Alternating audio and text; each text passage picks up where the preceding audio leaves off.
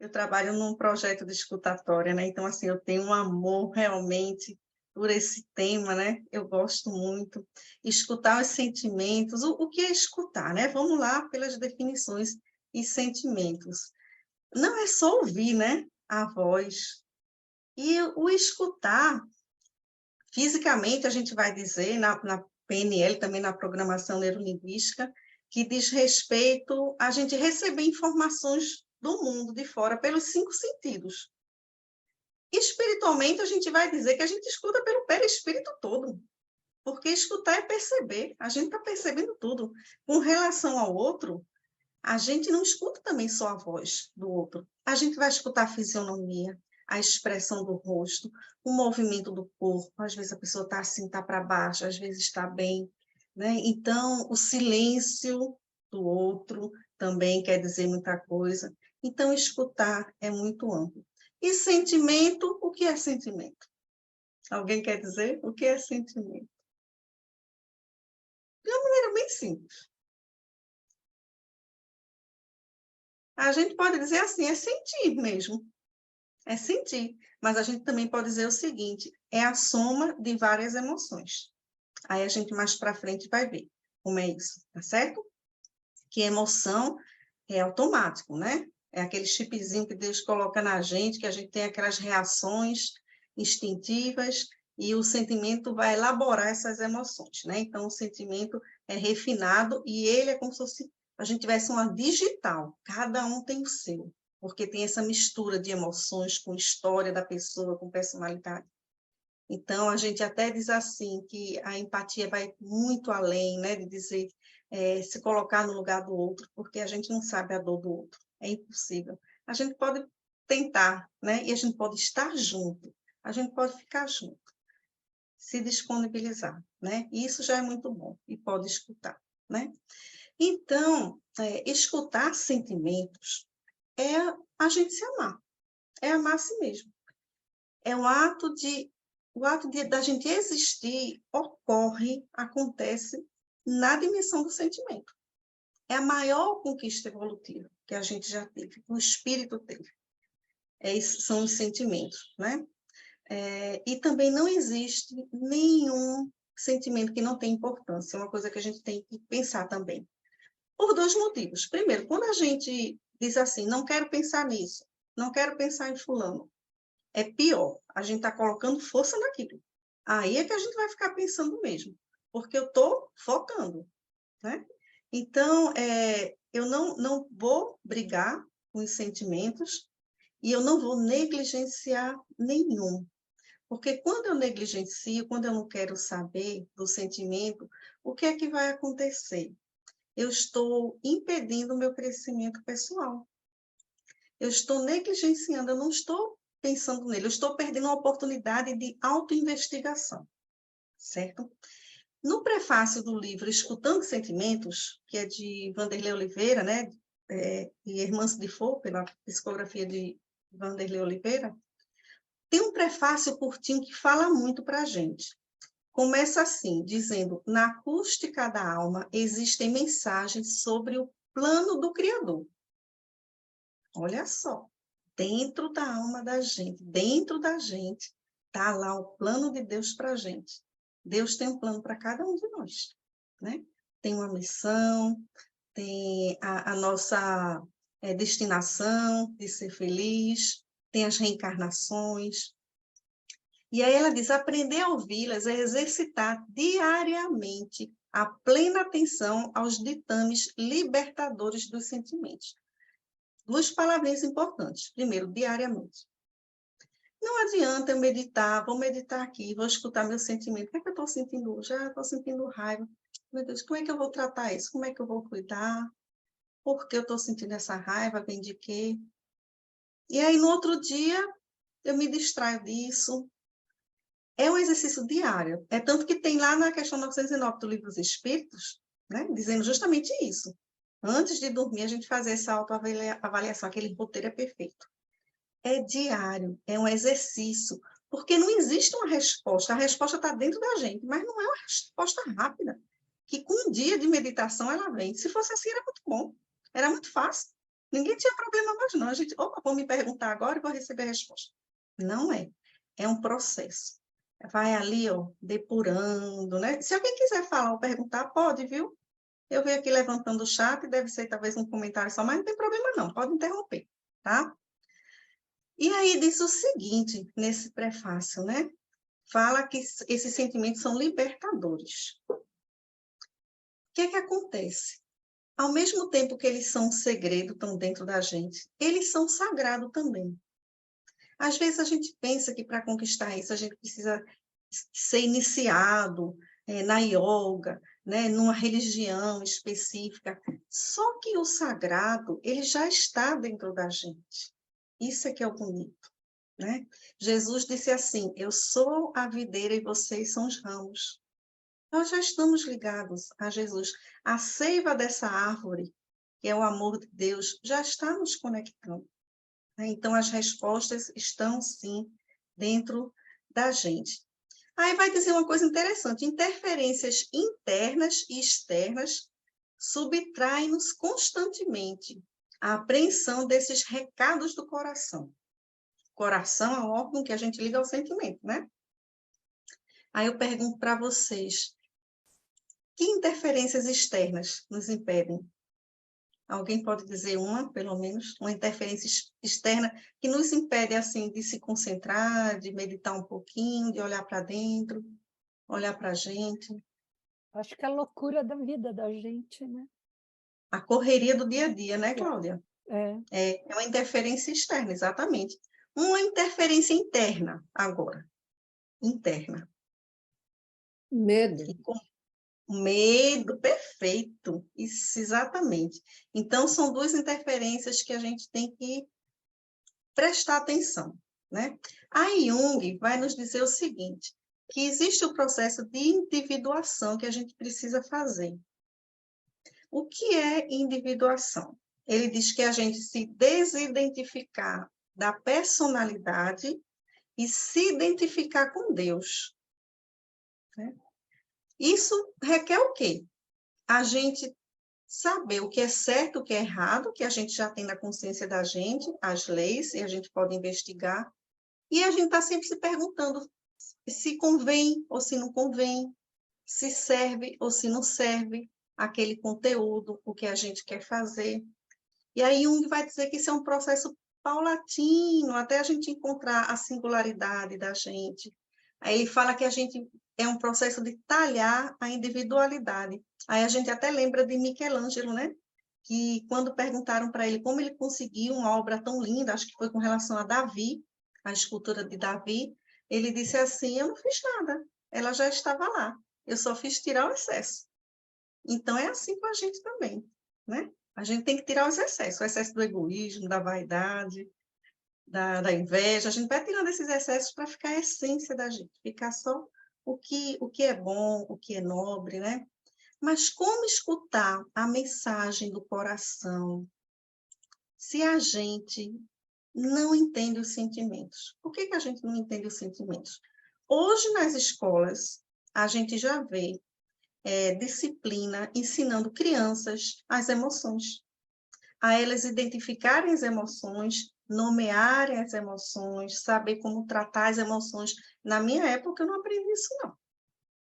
Então, quer dizer, a gente cresce, namora, vai trabalhar, faz faculdade, sem essa orientação com relação às emoções da gente, né? Então, primeiro a gente tem que saber as emoções. Aí eu vou dar um exemplo aqui. Por exemplo, o sentimento de ciúme que a gente tem. Por isso que cada um é diferente. O que é que está dentro? As emoções. Tem raiva? Tem, que a gente fica com raiva. Tem tristeza? Tem, a gente fica triste, às vezes tem medo de acha que vai perder a pessoa, né? Tem sentimento de melancolia, tem sentimento de... vários sentimentos podem misturar, né? Então, se a gente não sabe, fica difícil também entender o sentimento. A gente elaborar esse sentimento até chegar nele, né?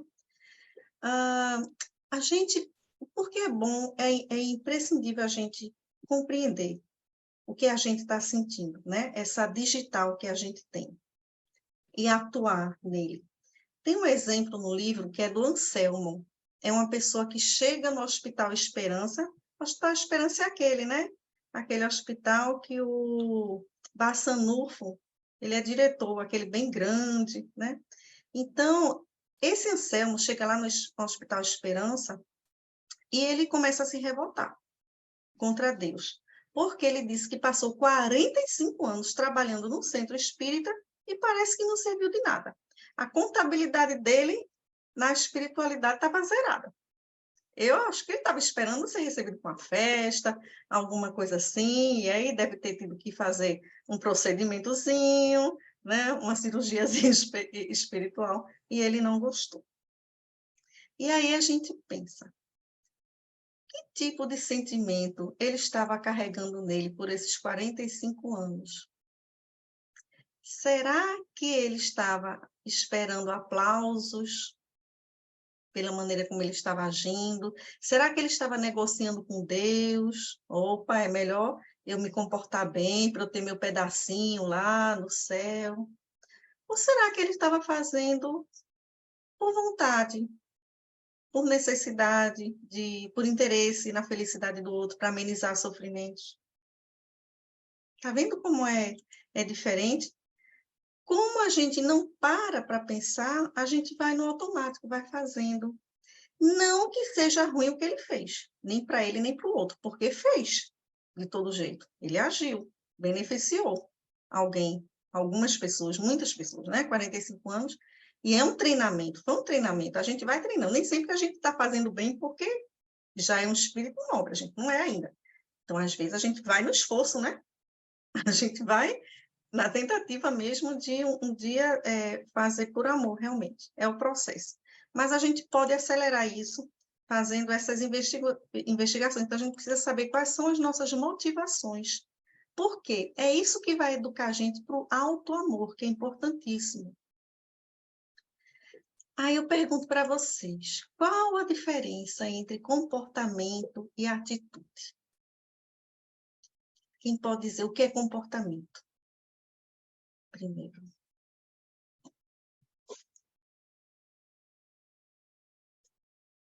Comportamento é quando a gente começa a agir de certa maneira que a gente começa a repetir, aí vira um comportamento já, bom ou ruim, vira um comportamento, aquela pessoa se comporta dessa maneira. Toda vez que alguém pisa no calo dela, ela explode, por exemplo, né? Então, comportamento é uma repetição, é um automatismo. Mas a atitude, ela é, como Joana de Ângeles nos recomenda, por reflexão.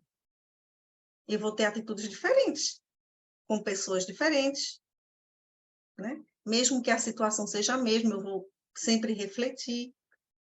E aí, na questão 629 do Livro dos Espíritos, pergunta assim, o que é moral?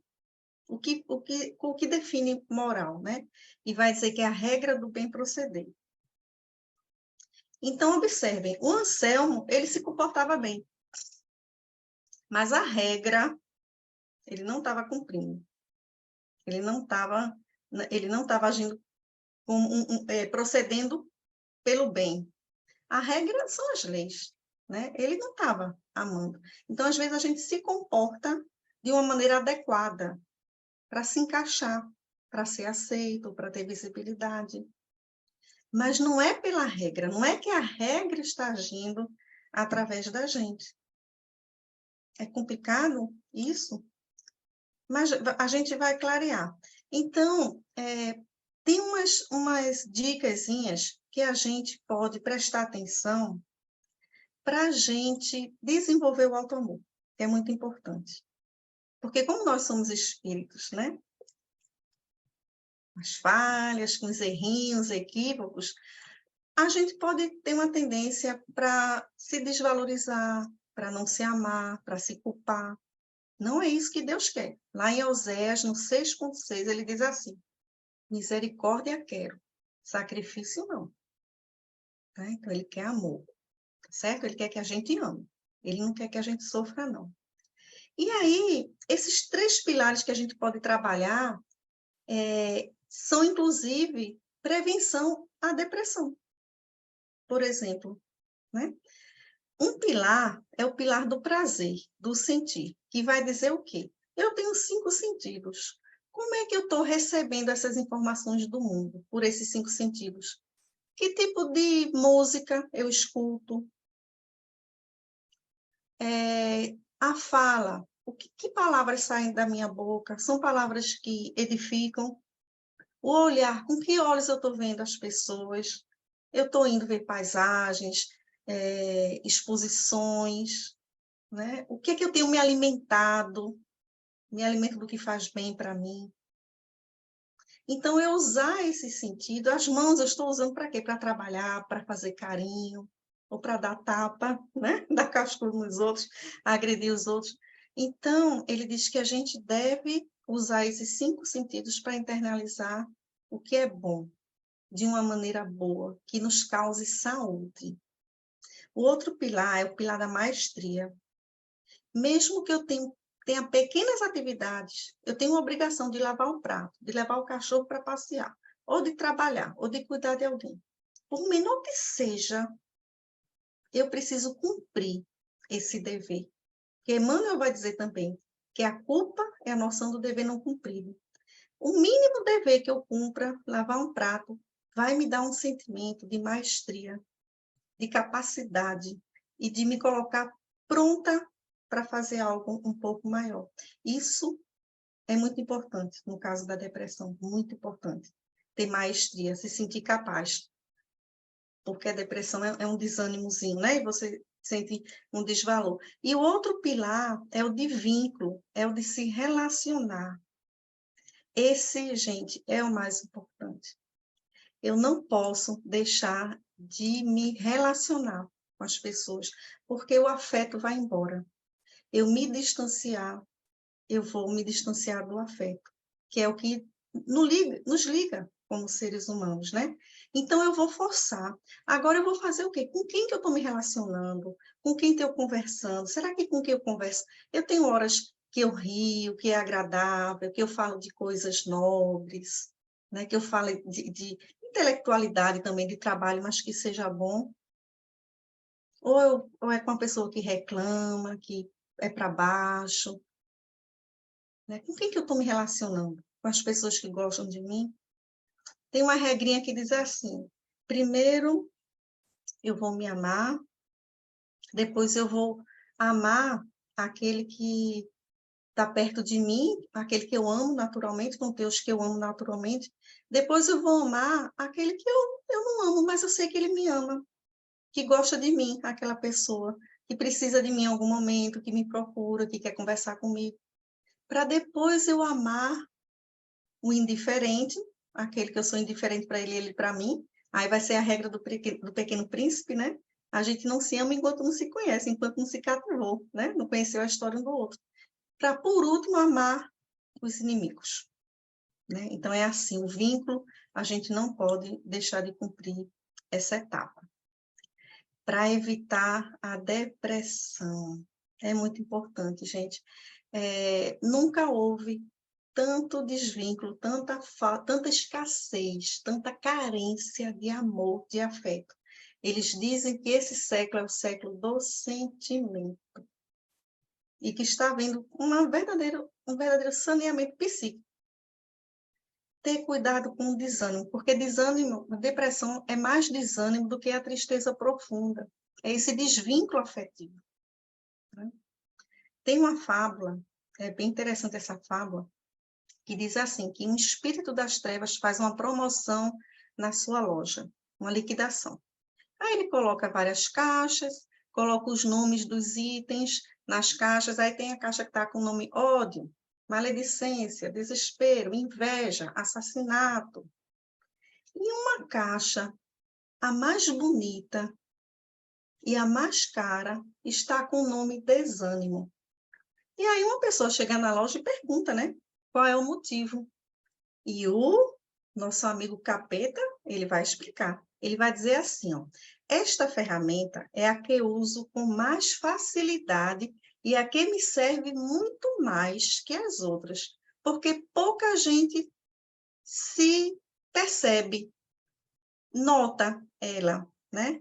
Aí ele diz que abre milhares de corações que não conseguia descerrar com outras ferramentas. Ou seja, quando incentivava o crime, a mentira, né?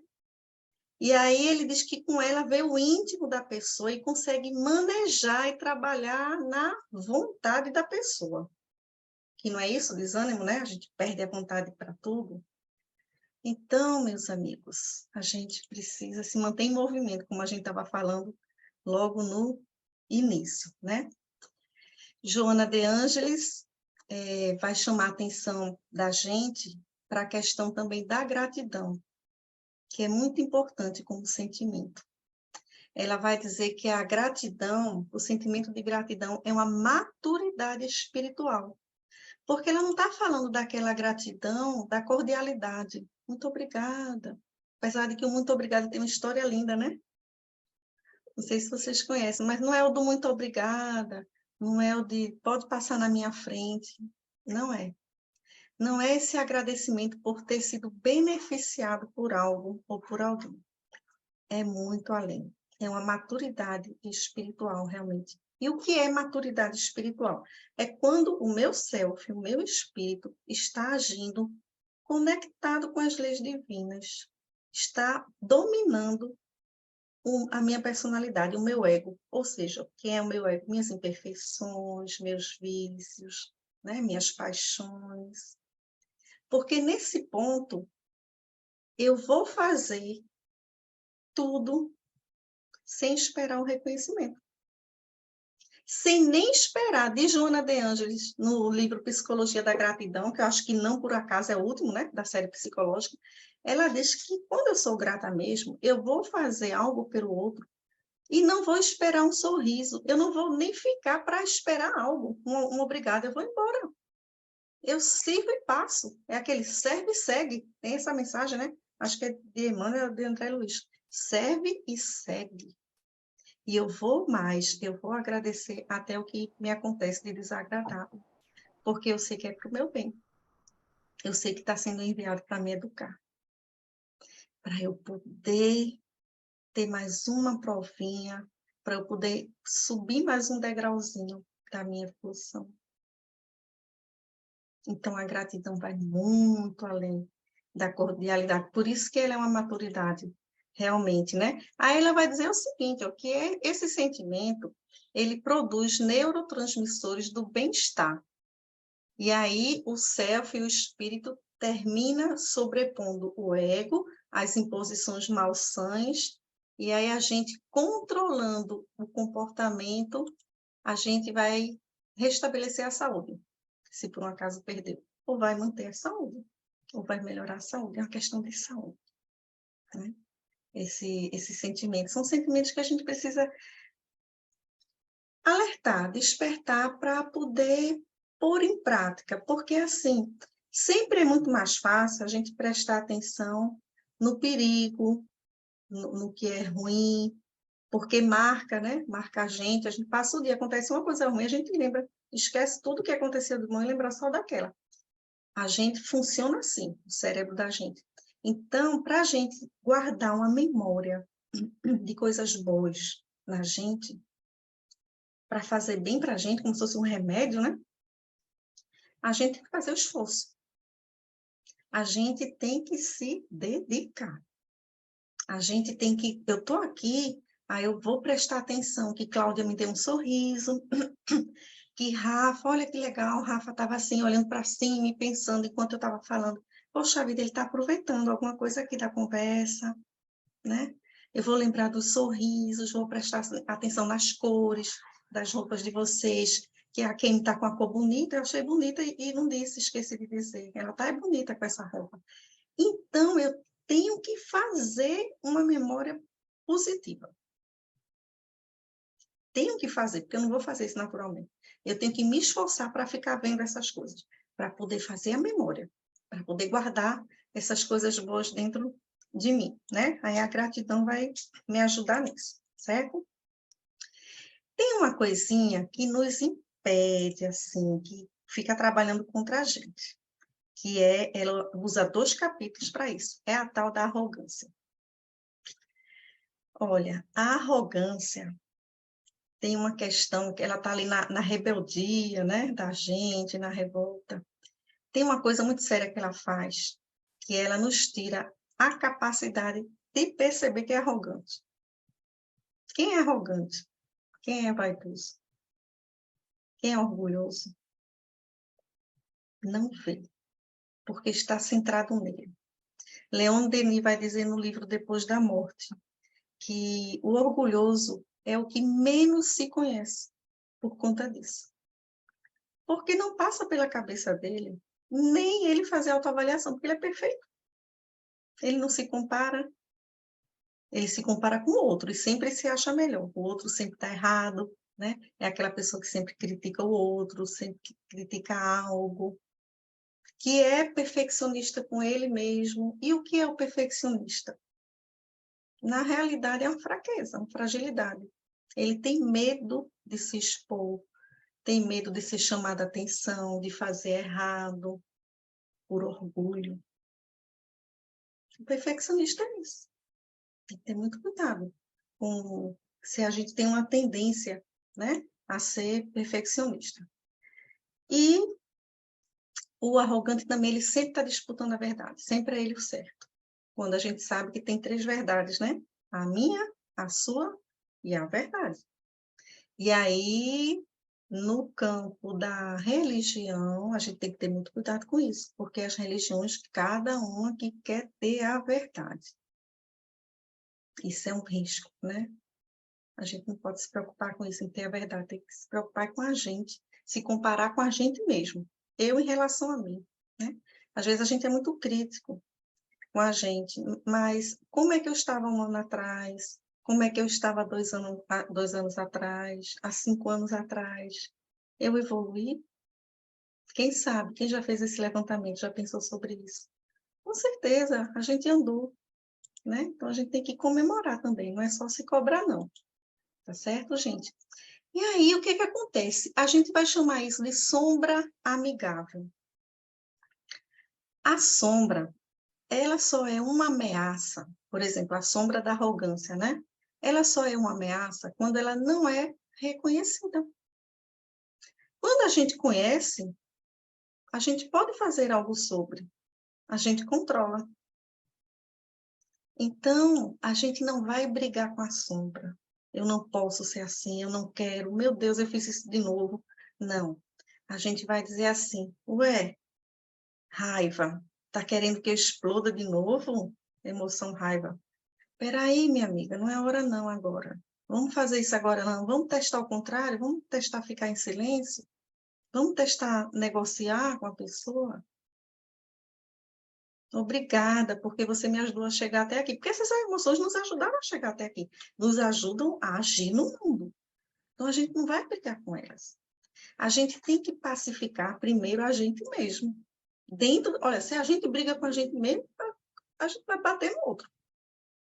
Não é verdade? Se eu mesmo estou brigando comigo, eu tenho que pacificar, me reconciliar comigo mesmo. É aquela parábola lá. Reconcilia-te com o inimigo enquanto estás a caminho. O primeiro inimigo sou eu. Está falando disso, aquela parábola. E eu tenho um julgador, e eu tenho um condenador dentro de mim, aí eu me auto-saboto. Aquela parábola é primeiro para a gente, viu? Não é para o inimigo externo, não. E aí, qual é o remédio? A bula é estritamente individual, para cada uma a dosagem, a posologia. Mas o princípio ativo é o Evangelho. No Evangelho, na Boa Nova, tem tudo o que a gente precisa. Todas as dúvidas, todos os exemplos, todas as alternativas de soluções estão lá. Em algum ponto do Evangelho a gente vai achar uma parábola, uma passagem, né? Então, o Evangelho é realmente o nosso roteiro. O roteiro para nossas vidas. Jesus, o nosso pão, né, que alimenta espiritualmente. E aí a irmã de For vai dizer que a gente precisa ter cuidado com uma coisa chamada, que ela chama cisão de reino, que ela dedica 2 capítulos também, porque é importante. O que é isso? Toda vez que a gente está num processo de mudança, Ah, eu quero mudar. Agora vai. Eu não vou ser assim mais, não. Da próxima vez eu vou agir diferente. Ela disse que tem algo na gente que é a proteção para a gente viver, que faz isso, para a gente não mudar, né? Que nos puxa ao contrário, para a nossa proteção mesmo, querendo nos proteger, né? Porque quando a gente faz algo errado, a gente não está fazendo por maldade, a gente quer se atender, a gente está fazendo porque a gente está atendendo a gente, está atendendo ao ego, mas está atendendo a gente, né? Então, a cisão do reino é eu querendo desistir daquele trabalho, porque dá trabalho mudar. É eu querendo dizer assim, não adianta, porque eu vou errar de novo, não vai surtir efeito, o outro vai achar ruim, eu vou ser criticado. Então, a gente tem que se preparar para, no processo de mudança, enfrentar esse sentimento também. É natural que ele venha. Ela diz que é um movimento de regressão ou de involução. É querendo ir para trás, querendo ficar no que já era. Né? É isso, no fundo, é o quê? É o espírito não querendo assumir a responsabilidade. Porque escutar os sentimentos vai colocar a gente no centro de tudo. Vai dizer o quê? Nada é com os outros, é comigo. Tudo é comigo, tudo sou eu. Eu estou nessa situação por minha causa. Eu estou com fulano por minha causa. Então, eu começo a desenvolver a autorresponsabilidade. Quando a gente vai para o dicionário, que a gente procura o que é autorresponsabilidade, o que é responsabilidade, desculpa, vai dizer assim, é você se responsabilizar pelos seus atos e o dos outros, sabia? Ué, como é que a gente vai se responsabilizar pelo dos outros, né? A partir do exemplo, a partir do que a gente fala, a gente também é responsável pelo outro, né? Somos co-cuidadores. Então, é isso. Então, lá no Evangelho de Mateus, vai dizer assim, no 13:33. A gente precisa, o Evangelho, né? E a gente precisa vigiar isso, prestar atenção nisso, para a gente não cair nessa armadilha, sabe? Dessa cisão do reino, né? Usando o próprio trabalho e o Evangelho para combater isso. E aí a gente lembra que Mateus, ele não diz só vigiai e orai. A oração e a meditação é uma fortaleza para isso, né? Nesses momentos de querer regredir, como ela fala aqui, ou desistir. Mas ele diz também, olhai. Opa, o que é olhai? É observar, é autoconhecimento, tá certo? E aí a gente entra na pedagogia da felicidade real, né? A gente entra quando a gente se autorresponsabiliza, a gente vai fazer sempre pensando no bem da gente e do outro. A pedagogia da felicidade, ela vai se fortalecendo no auto-amor, na busca desse self, né? Esse movimento é um movimento de escutar o coração, a felicidade, a escuta do coração, é a escuta do sentimento, é quando a gente fala a voz do coração. E aí a gente vai desenvolver a inteligência espiritual com isso, que ela manda a gente fazer 3 movimentos. Autoconhecimento, que a gente está falando aqui o tempo todo. O autoconhecimento vai ajudar a gente no autodomínio, ou seja, eu conheço, eu posso dominar, não é isso? É o que está escrito lá no templo de Delfos, viu? Se a gente for ler toda a frase, não é só conhece-te a ti mesmo, não. Não, conhece-te a ti mesmo e dominarás a você e o mundo. É mais ou menos assim. E é verdade, se eu estou em paz, se eu estou tranquila, pode cair o mundo lá fora. Então, dessa forma, eu estou dominando o externo também, né? Por esse ponto de vista. E o terceiro é a automotivação, para fazer. É o que vai me dar coragem, porque eu já me conheço, eu sei quais são minhas reações, o que é que eu posso fazer, eu posso me dominar, e aí eu vou estar fortalecido, corajoso para agir. Lembrando, gente, agir requer planejamento. Então, por exemplo, eu vou enfrentar uma pessoa difícil, eu tenho que me planejar. Eu vou falar com fulano, pode ser que ele diga isso, pode ser que ele diga aquilo, pode ser que ele se descontrole. Opa, peraí, como é que eu vou me planejar aqui? Se ele disser isso, eu vou fazer aquilo. Se ele estourar, eu vou desligar o telefone. E aí você começa a fazer suas estratégias, porque, veja, a gente não está na condição ainda de já agir perfeitamente. A gente precisa pensar nas possibilidades e se preparar para elas. Se acontecer isso, eu faço aquilo. Então, olha como isso dá trabalho, mas vale a pena. Você tem um planejamento aí dentro, como você faz para a empresa, né? A gente precisa fazer para a gente. E aí, finalizando aqui, que já está no meu tempo, né? O que é que a gente precisa? Saber o que é que a gente sente, qual o sentimento que tem sobre a gente mesmo. Como nós nos tratamos? Olha, Jesus disse amar a Deus sobre todas as coisas e ao próximo como a si mesmo. Como é que eu estou tratando o próximo? Será que o próximo sai feliz da minha presença, da minha convivência? Ou sai para baixo? Ou sai desanimado ou triste? Como eu estou tratando ele, eu estou me tratando também. Quem eu mais amo? Como é que eu trato quem eu mais amo? Um filho, um marido? Como é que eu trato? Eu trato bem? Da mesma forma, eu me trato assim? Porque isso também é auto-amor. Eu faço melhor para mim, como eu faço para o outro? Porque se eu fizer só para o outro, é desamor, é submissão, é outra coisa. É medo de perder, é apego, mas não é amor, não. Né? Então, é uma referência também.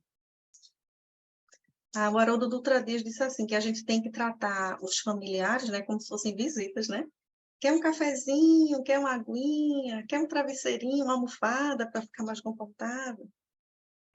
Vamos tratar a gente como visita também, porque a gente merece. Isso é a gente desenvolver auto-amor, né? É a gente reconhecer a filiação divina que quer o melhor da gente, que quer a gente feliz. Não quer sofrimento, como a gente falou aqui, né? Sofrimento é a gente que busca. Então, tirar diluir essa ilusão de inferioridade que a gente tem uma tendência, sabe? Por conta da culpa de coisas passadas. Isso é comum, mas não é para a gente ter, é para a gente abandonar, seguir para frente. E pensar o que buscamos na vida, né?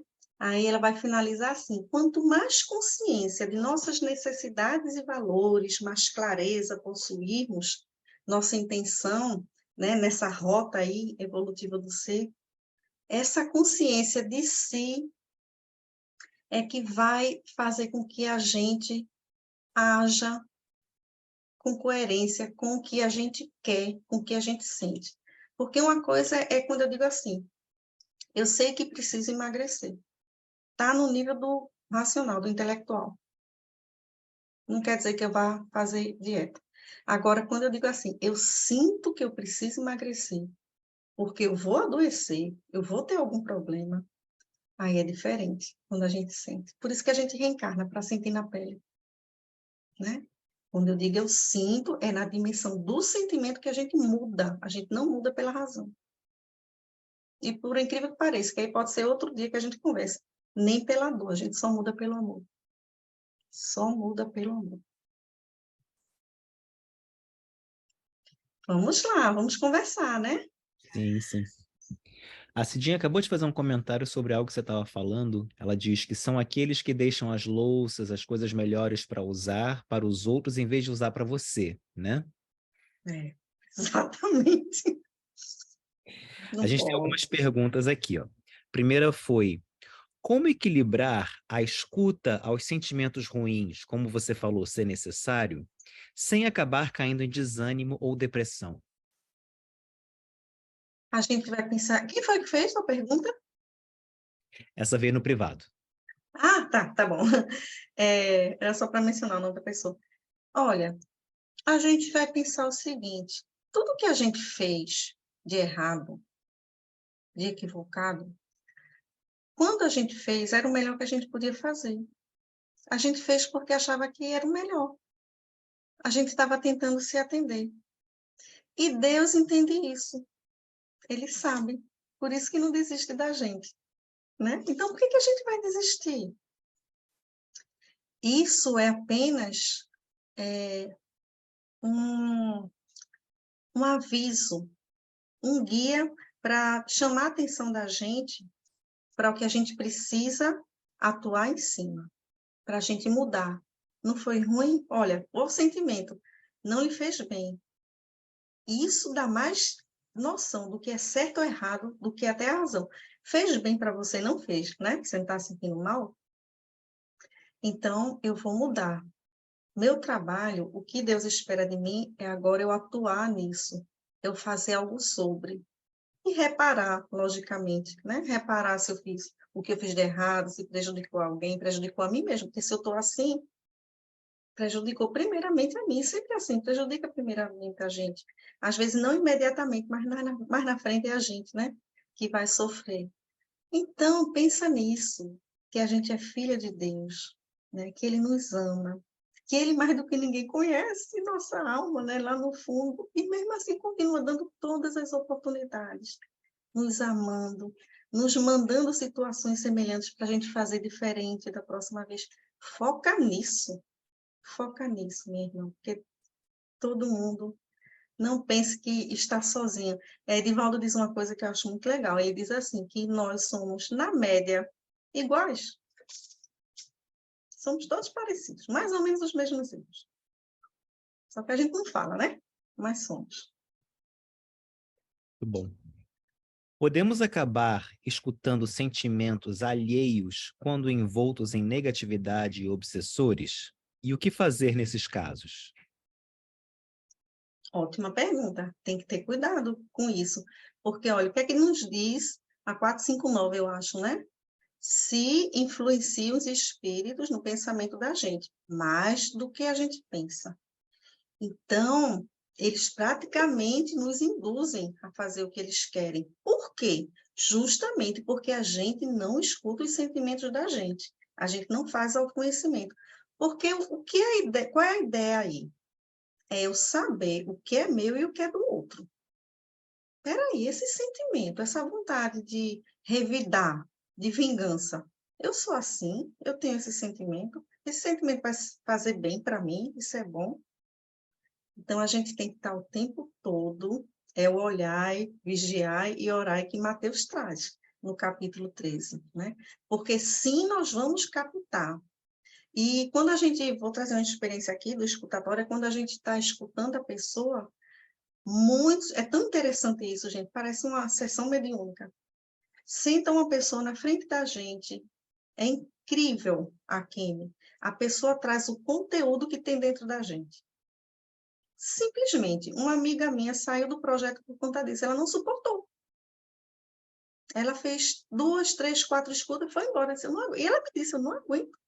Está acontecendo isso. Eu disse, mas é isso mesmo. Então, o que é que acontece? Você está ali, está atraindo. Aí, ó, o que a gente tem que prestar atenção. Será que eu estou atraindo porque eu estou em sintonia? Esse conteúdo tem dentro de mim também? Por que está vindo sempre esse conteúdo? Será que eu não estou sintonizando? Olha, a gente só sabe, isso eu estou elucubrando aqui, mas a gente só sabe se a gente se voltar para dentro, escutar os sentimentos, saber se aquilo ali é meu, se é do outro, né? Se é algo pontual ou não, eu costumo agir daquela maneira. É isso. Se escutar mais ainda, se conhecer mais ainda, justamente para separar. Não é fácil não, viu? Excelente, Fazer isso, né? obrigado. Como exercitar a escuta quando o tempo é pouco e as tarefas muitas, principalmente na correria do dia a dia? Ah, que bom! Qualidade e não quantidade. Eu posso ter 2 minutos de olho no olho, sem desviar, sem interromper a fala do meu amigo, sem criticar ele, acolhendo, sem julgamento. E mesmo que eu não tenha nada para falar, nenhuma solução para dar, nem mais tempo para escutar, eu vou dizer, meu amigo, eu estou aqui, conte comigo. Eu estou junto com você. Qualidade, tá? Se preocupa não. Se você se conectar de coração, pode ser 1 minuto, vai ser bom. Bom. Praticar a escuta ativa nos ajuda no entendimento do outro e principalmente no entendimento de nós mesmos? A gente se conhece muito pelo outro, né? Por exemplo, às vezes eu critico muito uma característica da pessoa. É uma pessoa muito vaidosa, por exemplo. Por que que aquilo ali me incomoda tanto, né? Eu estou escutando o outro, aí ele traz um problema que tem com o pai, e aquilo ali me movimenta muito, né? A ponto de eu começar a misturar o que ele traz e o que é meu, a ponto de eu me desconectar, lembrando de coisas minhas, situações que eu passei. Então, o outro me traz uma mensagem. Quando ele me toca, ele está querendo dizer alguma coisa e eu tenho que investigar, procurar saber o que é. Da mesma forma que também, sabe, Rafa? Eita, não é Rafa que fez a pergunta, né? Da mesma forma que também é muito interessante quando o outro traz algo que eu tenho também. Poxa vida, essa situação também acontece comigo. E ele traz por um ponto de vista diferente. Por isso que a gente tem que ficar centrado na fala do outro. Não vamos pensar assim, isso aí eu conheço, isso aí já sei como é que vai terminar, já sei o que é que ele vai falar. Não. Às vezes ele traz uma fala que completa, que ajuda você, que traz um ponto de vista diferente, que traz um ponto de vista do outro lado, que a gente não tem paciência para compreender, para escutar. A escuta através de outra pessoa, que a espiritualidade usa várias formas, né? Daquilo chegar até você.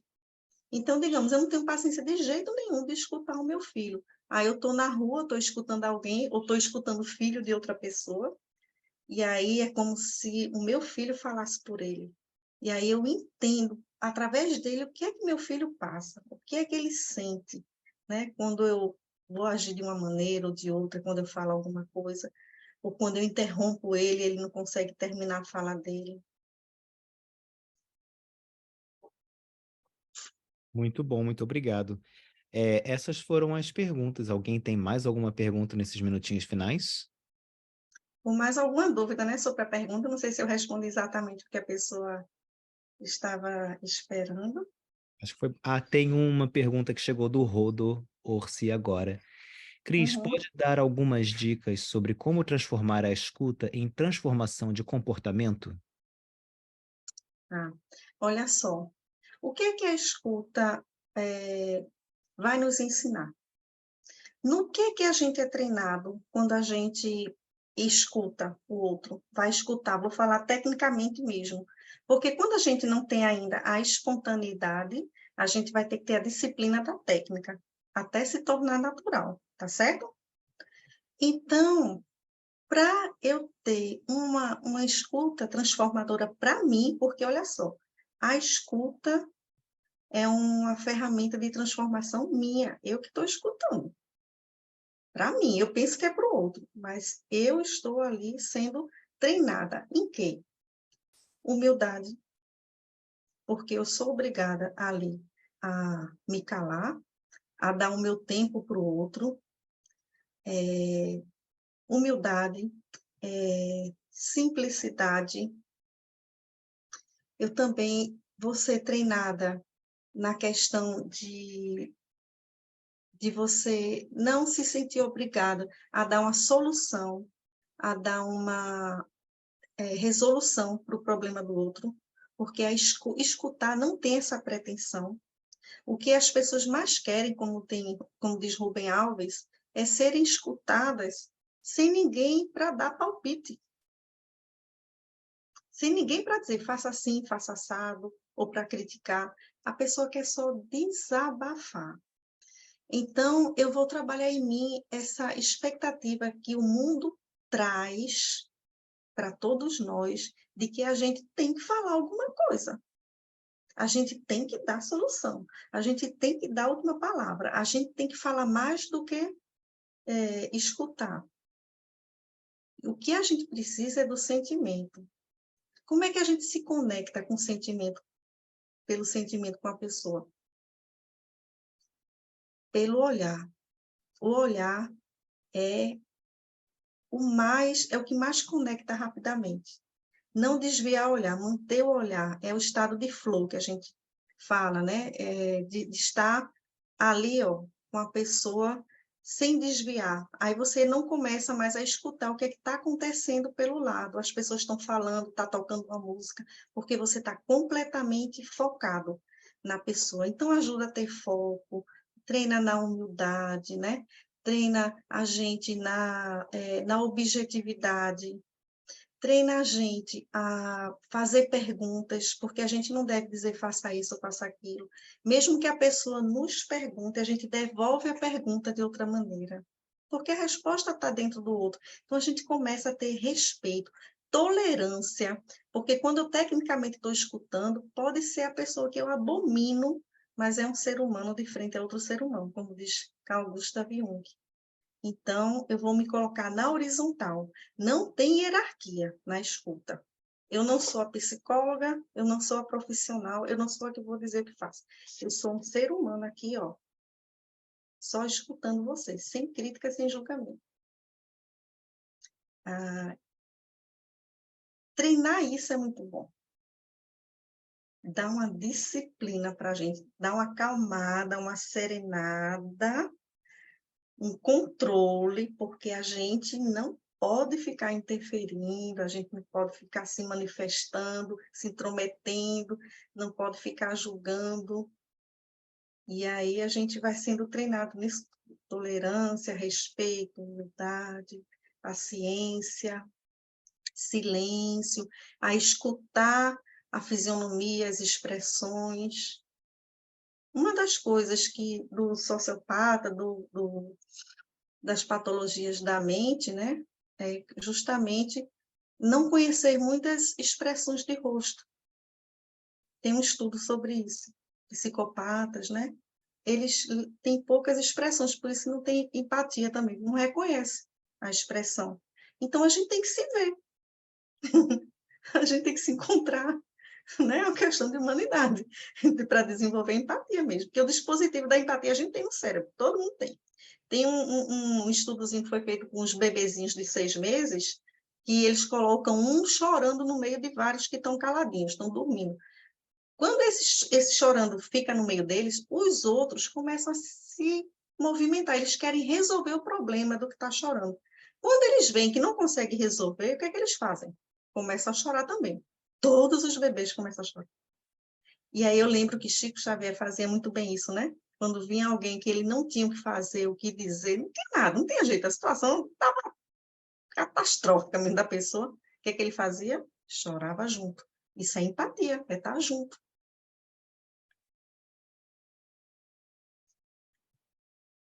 Muito bom, muito obrigado. A gente tem duas Eu perguntinhas agradeço. finais, se você puder. Uma delas, Posso? quais as consequências dos sentimentos negativos que a gente mantém no pensamento e que é difícil de tirar? Olha, pensamento recorrente, toma cuidado, né? Faz um atendimento fraterno, porque pode ser uma obsessão mesmo, né? Uma repetição de um pensamento muito tempo, incomodando a gente, às vezes não é um pensamento bom, normalmente a obsessão fica um pensamento persistente, que esse pensamento tem hora que ele vai trazer uma sensação boa. Ó, os espíritos são espertos, inteligentes, igual a gente. Eles dão uma treguinha, aí aquele pensamento traz uma sensação boa, depois traz ruim de novo. Então, a primeira coisa é entender isso que está acontecendo, né? Porque vai se instalando. A obsessão, ela começa assim, pequenininha. A gente não nota direito. Uma irritaçãozinha, uma preguicinha, né? Um abuso de uma pessoa.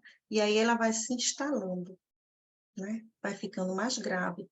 E a ponto de atingir a saúde, que aí um dos pontos é esse, Rafa, é a saúde. Vai atingir a saúde da gente, né? E uma coisa que a gente tem que prestar atenção também, que aí o autoconhecimento ajuda nisso, né? Escutar os sentimentos, é se não é uma auto-obsessão. Não é o outro, não é um espírito. Eu mesmo, se não estou com aquele pensamento recorrente, por que eu estou? Aí vem as perguntas, né? Para a gente mesmo responder. Por que eu estou com esse pensamento. O que foi que aconteceu? Né? Tá ligado a quê? Foi a partir de quando? A gente começa procurando na gente. Se não encontra, opa, isso aí pode ser externo. Pode ser uma influência espiritual, pode ser uma influência de uma pessoa encarnada também, uma companhia que eu estou tendo, né? Mas vamos procurar primeiro na gente. Ótimo. E agora a Cidinha faz uma pergunta no chat. Ela diz: no budismo, diz que espelhamos nos outros o que temos em nós que amamos. Cris, é por isso que às vezes temos dificuldades de escutar as coisas que nos irritam? Ah, com certeza. Com certeza. A gente não quer ouvir, porque a gente não quer aceitar, né? Porque é ruim olhar no espelho. Olha só, quando a gente não escuta esses sentimentos, a gente vai encontrar coisas, quando a gente faz autoconhecimento, que a gente não quer saber, que não nos agrada, não é isso? Tem coisa que a gente não quer saber da gente mesmo, né? Aí a gente não quer fazer para não se enfrentar, né? Não ficar cara a cara no espelho, sem máscara. O que é que acontece com isso? Eu vou deixar de conhecer também o que eu tenho de bom. A psicologia positiva diz que o que eu tenho de bom, as virtudes, vão me ajudar a resolver o que eu preciso amenizar, sabe? Quanto mais, quando eu reconheço que eu tenho tais virtudes, e as virtudes nunca vêm sozinhas, sempre vem uma com duas, sempre vem em pares, assim como os defeitos também, vêm em pares, né? Então, quando eu potencializo as virtudes, eu uso elas para ir resolvendo as minhas características que não são positivas, que eu preciso apaziguar, né? Agora, se eu não faço autoconhecimento, eu não sei nem de uma nem de outra. Então, eu vou ficar agindo, funcionando à revelia das emoções. Aquele cavalo solto, ó, sem sela, que não tem ninguém domando. Eu perco uma oportunidade. Vale a pena, não tem problema. Qual é o problema dos erros? Nós cometemos tantos antes de reencarnar que a gente nem sabe. Muito piores do que os de hoje, né? Porque se a gente está evoluindo, está melhorando, a gente fazia coisa pior. Vamos ter coragem, né? Aristóteles diz o seguinte, que a coragem é a principal, é a maior de todas as virtudes, porque ela garante todas as outras. Se a gente não movimenta, não tem coragem, a gente nunca vai saber. Essa semana eu postei no meu Instagram um poema que eu amei, que ele diz assim, abre a porta. Tem bem a ver com o que a gente está conversando hoje. Abre a porta, você não sabe, pode estar um nevoeiro lá, pode estar isso, pode ter alguém, pode ter um animal, mas você não sabe. Abre a porta, porque no mínimo você vai respirar uma corrente de ar, do que ficar sufocado. Né? Então é isso, abre a porta. É um poema é um poeta tcheco, da República Tcheca. Esqueci o nome dele agora. Muito bom. Muito obrigado, Cris. Muito obrigado por tantas reflexões, tantas explicações das perguntas. Foi muito bom, muito prazeroso ter você aqui. Se a gente pudesse pedir para você terminar com suas considerações finais e uma prece de encerramento, seria muito bom, por favor. Ai, um beijo aí para a Rosana, ela está aí, né? Vi agora. Que bom estarmos entre amigos, né? Vamos aproveitar esse momento para relaxar, né? Para não sermos tão duros conosco mesmos, tá certo? Vamos exercer as virtudes, a compaixão, o amor primeiro com a gente. Então, vamos pedir a Jesus, nosso Mestre amado, que nesse momento em que nos encontramos entre amigos, irmãos de caminhada, de ideal, em teu nome, Jesus, por ti é que estamos aqui na busca da perfeição relativa, na busca da paz, da felicidade, conforme tuas promessas, nós entregamos a ti os nossos sentimentos, os nossos corações, para que eles possam receber essas sementinhas do Evangelho e germinar, florir, dar frutos. Lembrando que os espinhos fazem parte, o vento faz parte, a areia áspera faz parte do processo. Mas o que importa é o amor do Pai por nós, o teu amor por nós, e esse amor que nós estamos em busca por nós mesmos, pelo irmão, e, consequentemente, nesse momento, iremos estar amando também a Ti e ao nosso Pai Celestial. Obrigada, Senhor, por esse momento, que Tuas bênçãos recaiam sobre todos esses que estão aqui conosco, encarnados e desencarnados. Que assim seja.